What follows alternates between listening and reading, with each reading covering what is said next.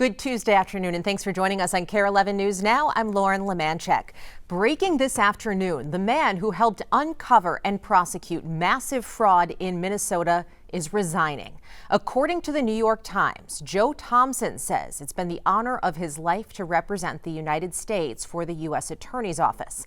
The Times says he is one of 6 prosecutors in the Minnesota office who are leaving after the Justice Department tried to push for an investigation into the widow of Renee Good, the woman shot and killed by an ICE agent in Minneapolis last week. Thompson, according to the Times, also objected to the DOJ not including state officials in the investigation into whether that shooting was legal. Thompson served as appointed acting U.S. Attorney of Minnesota by President Trump last May. He was the lead prosecutor in the Feeding Our Future case, and he also brought federal charges against Vance Belcher for his alleged shooting rampage that killed State Representative Melissa Hortman, her husband, and injured State Senator John Hoffman and his wife, Yvette. Developing today, President Trump is ending temporary protected status for Somalia, which will affect thousands of Somalis currently living in the U.S. Somali migrants with TPS will be required to leave the country by March 17th, according to a social post by White House Press Secretary Caroline Leavitt and U.S. Citizenship and Immigration Services. Somali people have been at the center of the recent immigration enforcement surge in the Twin Cities after national attention on fraud in Minnesota involving some members of the Somali community. The U.S. has recognized Somalia as being eligible for TPS in 1991. It is often offered to immigrants from certain countries that are impacted by safety conditions like natural or man-made disasters. As more federal agents head to Minnesota today, a new legal battle begins to get them out. The state's attorney general, along with the mayors of Minneapolis and St. Paul, accused DHS of violating the Constitution with their Operation Metro Surge. They're asking a judge for a temporary restraining order, blocking ICE agents from operating in the Twin Cities. We don't use the word invasion lightly.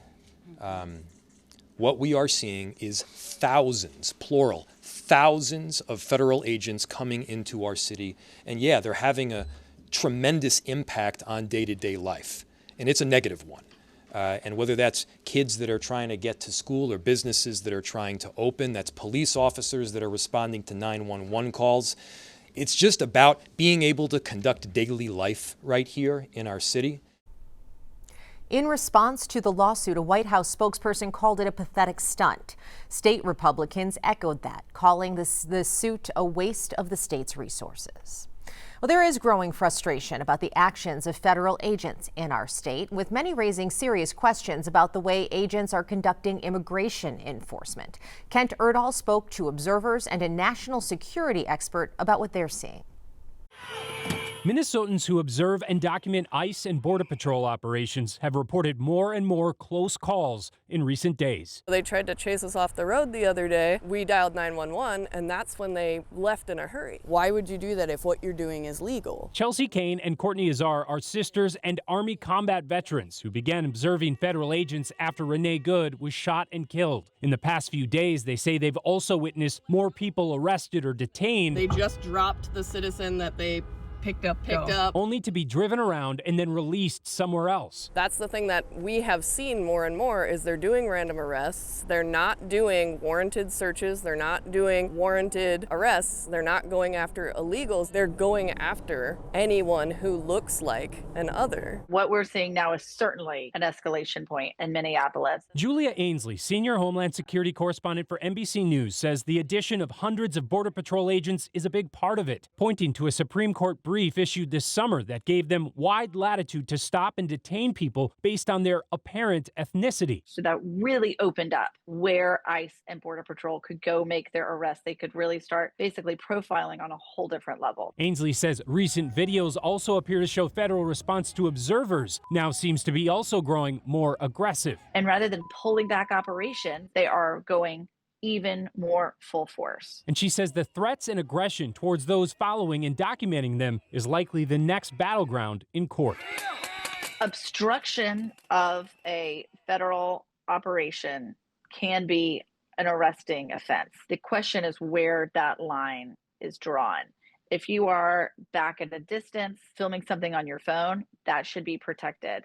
I guess it's this line of whether or not they're getting in the way and actually impeding an arrest. I'm staying out of the way. I'm not impeding them. I'm behind them. I'm giving them a wide berth. And even if federal agents see it differently and respond with force, they both say they won't be deterred. We've been in combat. We're cool under pressure. We have the training to de-escalate, so that's what we do. We're going to keep going out. We're going to keep documenting them to keep our neighbors safe, to keep that aggression from increasing. We're simply following. We're simply recording and documenting. We're providing all of this information to law enforcement. If it is illegal, then the state will come for me. I completely stand by everything that I'm doing. I'm observing. I'm there to make sure that our community is remaining safe, and I intend to do that for as long as ICE is here.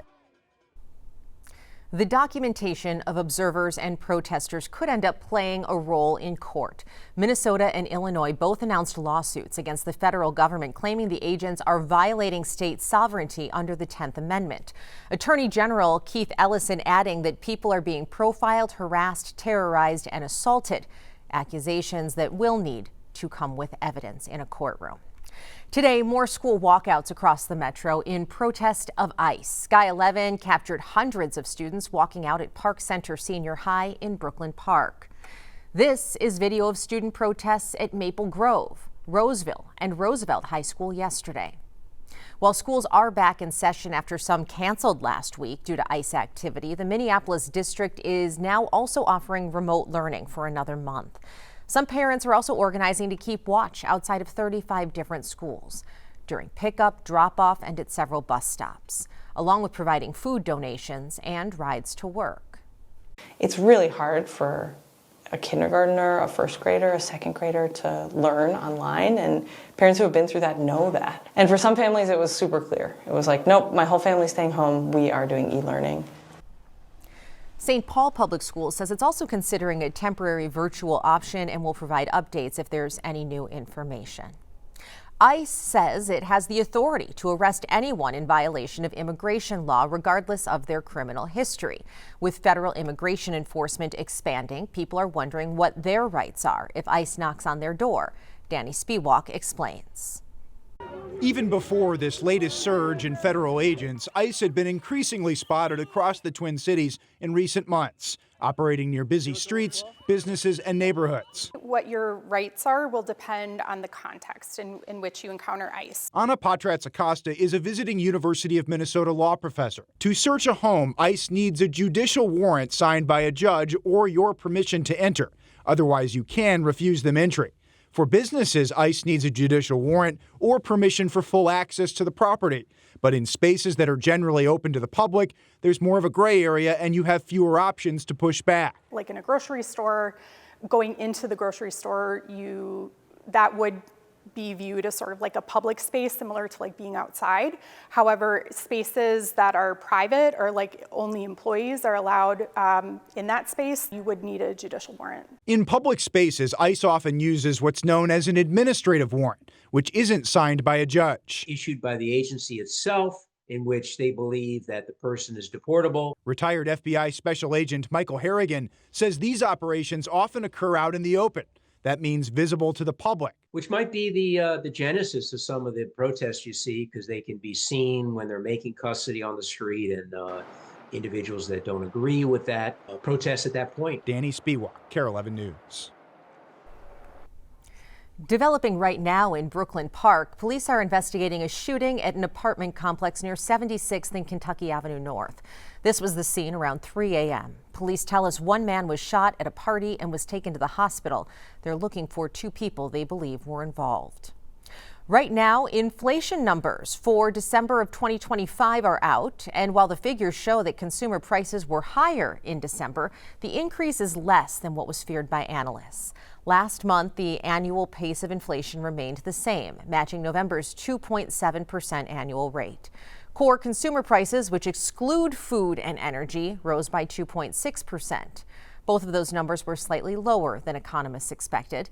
The Consumer Price Index, which does include those volatile food and energy costs, was up 0.3% for the month, revealing that grocery prices rose sharply. The rate of inflation is higher than the Federal Reserve's 2% target. As the weather cools down later this week, here's your reminder. Ice is never 100% safe. The Hennepin County Sheriff's Office shared these photos of a car through the ice on Lake Minnetonka. They say the person drove over a pressure ridge at Howard's Point before going through. That driver was able to get themselves back to shore, but they're now responsible for fishing their car out of the lake. Stick with us. We have more news and weather coming up after the break.